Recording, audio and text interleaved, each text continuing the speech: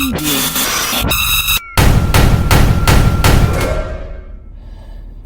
Hi everyone, it's Matt here, aka Holiday G. Just come out of seeing Doctor Sleep, literally just come straight out. I am now sitting in the car park, straight out. It's night time, as you can see. Now I go to the cinema fairly often. I'm disappointed 99 times out of 100. Films are awful nowadays. And as someone who not only thinks that The Shining is the greatest horror film ever made, you're looking at someone who thinks that The Shining is the greatest film ever made. Now, Doctor Sleep was brilliant. It was really, really good. Now, it's a direct sequel to The Shining, and it is a direct sequel to Stanley Kubrick's The Shining. However, the weird thing about it is, it's not a sequel to The Shining film that I see in my head. The version of The Shining I see, and a Stanley Kubrick Shining, there are no ghosts.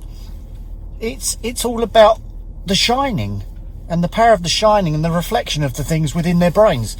And how Danny and Jack are basically, it's a battle of wills between Danny and Jack, and they're projecting things all over the show.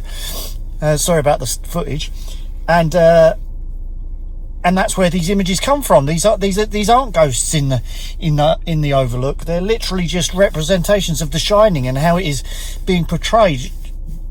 Jack doesn't know how to control his Shining because he's an alcoholic, and he's always been beaten down, and it's really projects randomly, and it projects so much negativity. Danny doesn't know what his Shining is. He sees it as Tony, his little friend, his imaginary friend, and he's trying to protect his mum throughout it. And he's projecting stuff that's trying to calm her down, but it's not. And the Overlook Hotel is just full of negativity, and it's making The Shining more powerful, and it's weird. But anyway, Doctor Sleep. So Doctor Sleep is, I suppose, is if Stephen King could have made Stanley Kubrick's The Shining. It validates that the Overlook is full of ghosts. They really are ghosts. And that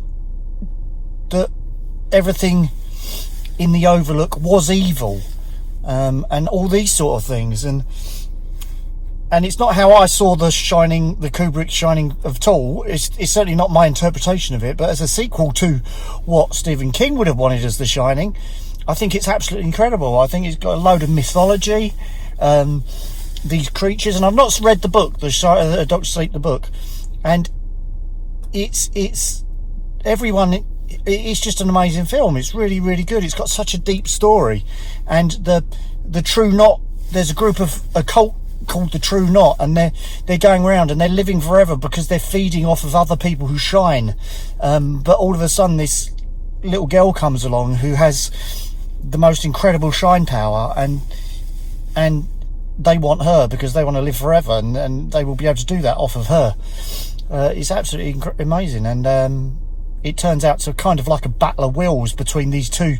This little girl who befriends Danny Torrance, and the True Knot, and it's really good. It's got lots of twists, lots of turns, some of which I didn't even see.